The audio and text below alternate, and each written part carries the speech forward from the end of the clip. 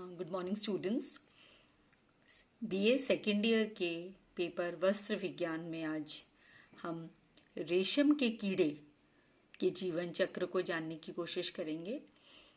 हम पूर्व की कक्षाओं में ये जान चुके हैं कि रेशम का जो धागा है वो हमें एक कीड़े से प्राप्त होता है, कीड़े की लार से प्राप्त होता है और ये बहुत ही खूबसूरत, सुंदर, चमकदार वस्त्र बनाने के काम में आता है। अब आप लोग ये जानने के लिए बहुत जिज्ञासु होंगे कि आखिर रेशम के कीड़े से इतना सुंदर वस्त्र कैसे बन पाता है, ये कीड़े कैसे होते हैं, इनका क्या जीवन चक्र होता है। तो आज की कक्षा में हम ये जानेंगे कि रेशम के कीड़ों का कैसे जीवन चक्र होता है। ये जो कीड़े होते हैं इनका जीवन जो है वो मात्र 2 महीने का ही होता है। ये बहुत शॉर्ट लिव्ड होते हैं। इस 2 महीने के जीवन में भी उनको 4 अलग अलग अवस्थाओं से गुजरना पड़ता है। कौन सी हैं ये 4 अवस्थाएं? अंडा, उसके बाद बनता है लार्वा, लार्वा के बाद प्यूपा और प्यूपा के बाद कीड़ा बन जाता है। इन 4 अवस्थाएं 2 महीने में एक रेशम का जो कीड़ा है उसका ये जीवन चक्र होता है। अब हम देखेंगे कि सबसे पहले अंडा।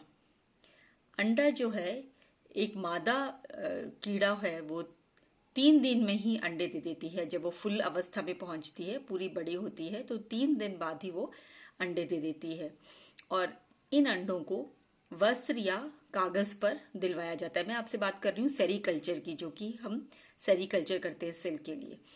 और इन्हें एक हवादार, नमी युक्त और प्रकाशमय कमरे में, ठंडे स्थान में 12 से 15 दिनों तक रखा जाता है। उसके बाद 15 दिनों के बाद इन अंडों में से लार्वा निकलते हैं। लार्वा जो है ये सेकेंड स्टेज है रेशम के कीड़े की जीवन चक्र की। लार्वा 15 दिन बाद निकलते हैं और प्रत्येक अंडे से करीब 3 मिलीमीटर लंबा एक लार्वा निकलता है। इनको शहतूत की पत्तियों पर जिंदा रखा जाता है। शहतूत की पत्तियां इनको खिलाई जाती हैं। और ये एक लार्वा जो है, आप ये जान के हैरान होंगे कि एक लार्वा अपने वजन से 38,000 गुना ज्यादा पत्ते खा लेते हैं। यानी जितना उसका वजन होता है उससे इतने 1000 गुना, 38,000 गुना वजन के पत्ते खा जाते हैं। बहुत तेजी से ये लोग पत्ते खाना शुरू कर देते हैं। जब इनकी लंबाई 10 mm हो जाती है, 10 mm जब हो जाती है, तो इसका आकार 8 के अक्षर, अंग्रेजी 8 अक्षर के जैसा हो जाता है और वो लगातार अपने मुंह को और अपने सिर को झकझोरता रहता है। ये इस बात का द्योतक होता है कि अब ये लार्वा जो है ये कोकून बनाने के लिए तैयार हो गया है। यानी पहले अंडे के 12 से 15 दिनों के बाद उसमें से लार्वा निकलता है, जो तेजी से पत्तियों को, शहतूत की पत्तियां जिसको खिलाई जाती हैं, वो तेजी से खाता है और 3 mm से एकदम ही इसकी लंबाई 10 mm तक हो जाती है और तेजी से ये अपने सर को अंग्रेजी 8 के उस आकार में हिलाता है। इसका अर्थ है कि अभी कोकून बनाने के लिए तैयार है। तीसरी स्टेज उसके बाद आती है प्यूपा। इस अवस्था में कीड़े लगातार अपनी लार स्रावित करते रहते हैं। उनके मुंह के पास 2 ग्रंथियां होती हैं।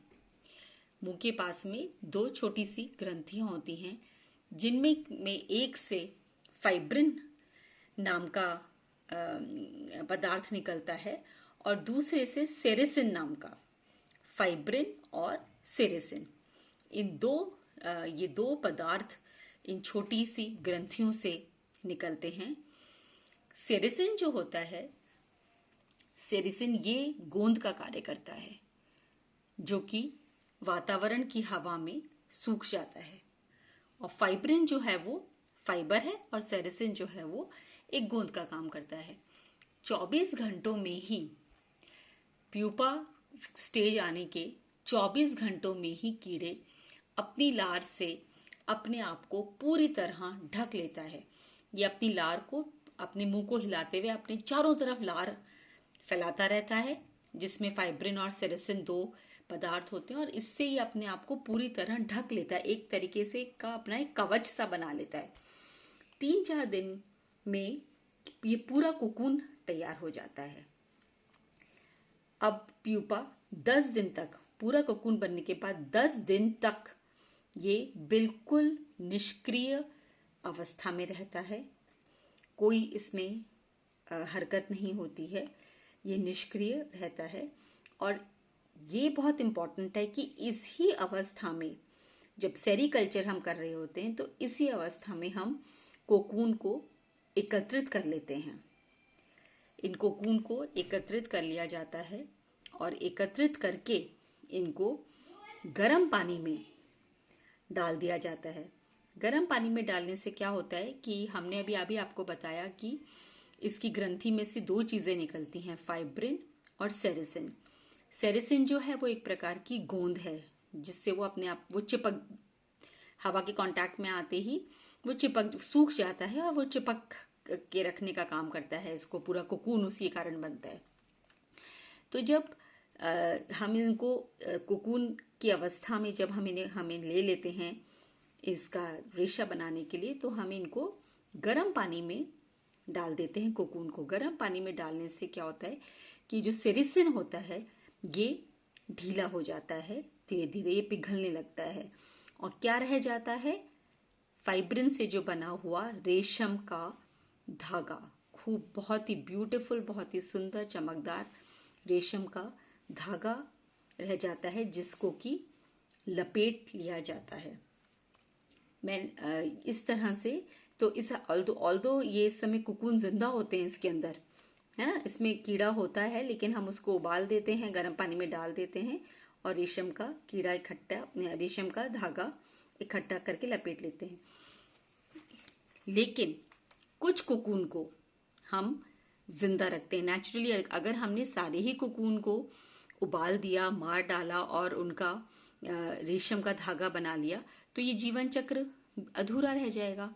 तो इन कोकून में से, जिन में से हमको अंडे प्राप्त चाहिए होते हैं, जो हमें हेल्दी लगते हैं, उन्हें हम कीड़े बनने के लिए, अपना जीवन चक्र पूरा करने के लिए छोड़ दिया जाता है उनको, है ना, उनको पूरी उनका डेवलपमेंट होने के लिए छोड़ दिया जाता है, और उनमें से दोबारा कीड़े बन जाते हैं। और जैसा कि हमने शुरू में बताया था कि जब ये कीड़े बनते हैं तो जो मादा कीड़ा होता है वो अगेन 3 दिनों में ही अंडे देने की लायक हो जाता है, अंडा दे देता है।